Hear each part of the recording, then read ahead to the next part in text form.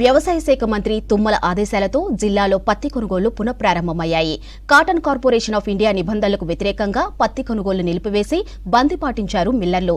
ఇక పంట అమ్ముకునేందుకు ఎదురుచూసిన రైతులు కొనుగోళ్లు బంద్ చేయడంతో ఆందోళన చేపట్టారు.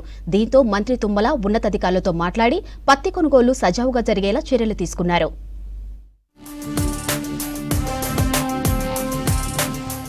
రాష్ట్ర వ్యాప్తంగా పత్తి కొనుగోలు కొనసాగుతున్నాయి. మంత్రి తుమ్మల నాగేశ్వరరావు ఆదేశాలతో కొనుగోలు ప్రారంభించేందుకు జిన్నింగ్ మిల్లర్లు అంగీకరించారు.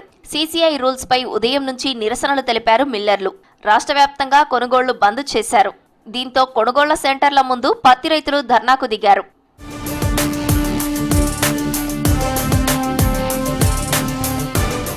పత్తి జిన్నింగ్ మిల్లర్ల సమ్మె రైతుల ఆందోళనలతో ప్రభుత్వం అలర్ట్ అయింది. పత్తి కొనుగోలు నిలిపివేయడంపై సీసీఐ, సీఎండీతో సహా ప్రభుత్వ ప్రధాన కార్యదర్శితో మాట్లాడారు వ్యవసాయ శాఖ మంత్రి తుమ్మల నాగేశ్వరరావు. మిల్లర్లతో చర్చలు జరిపి కొనుగోళ్లు ప్రారంభమయ్యేలా చూడాలన్నారు. మంత్రి ఆదేశాలతో పత్తి కొనుగోళ్లు తిరిగి ప్రారంభమయ్యాయి. రైతులు ఇబ్బంది పడకుండా అధికారులు చర్యలు తీసుకోవాలని ఆదేశించారు మంత్రి. పత్తిని తక్కువ ధరకు అమ్ముకునే పరిస్థితి రాకుండా చూడాలని చెప్పారు.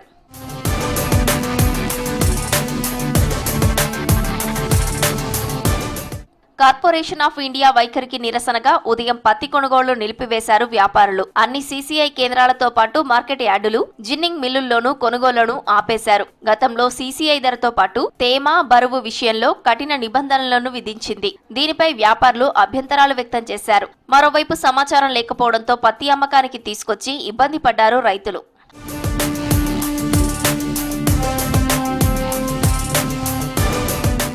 వరంగల్ ఎనుమాముల మార్కెట్లో పత్తి కొనుగోలు నిలిచి ఉదయం రైతులు తీవ్ర ఇబ్బందులు పడ్డారు. జిల్లా నలుమూలల నుంచి పత్తి అమ్మకానికి మార్కెట్కు వచ్చిన రైతులు నిన్నటి నుంచి కొనుగోళ్ల కోసం ఎదురు చూశారు. కరీంనగర్ జిల్లా జమ్మికుంట పట్టణంలోనూ పత్తి మార్కెట్తో పాటు జిమ్మింగ్ మిల్లులు మూతపడి రైతులు తిప్పలు పడ్డారు.